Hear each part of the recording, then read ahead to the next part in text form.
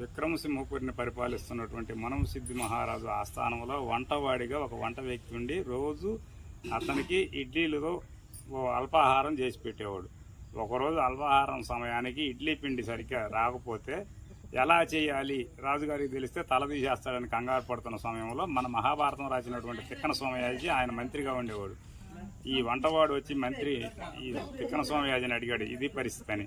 ఆయన వంటగదిలోకి వెళ్ళి చూసి ఏదో ఒక ఏర్పాటు చేద్దాం అన్నట్టు ఒక ఇనుప రేకు అదే మూకుడు లాంటివి తీసుకొని పొయ్యి మీద పెట్టి దాని మీద ఒక గరిటతోటి ఆ పిండిని వేసాడు. వేయగానే సుయ్యి అనింది. ఓహో ఇదేదో బాగుందని మళ్ళీ వేసాడు. 2 సార్లు వేసి తిప్పగానే అది ఒక అట్టులాగా వచ్చింది. దాన్ని తీసుకెళ్లి రాజుగారికి ఇస్తే అద్భుతంగా ఉందని చెప్పేసి తినేసి దీని పేరు ఏందని అన్నాడు.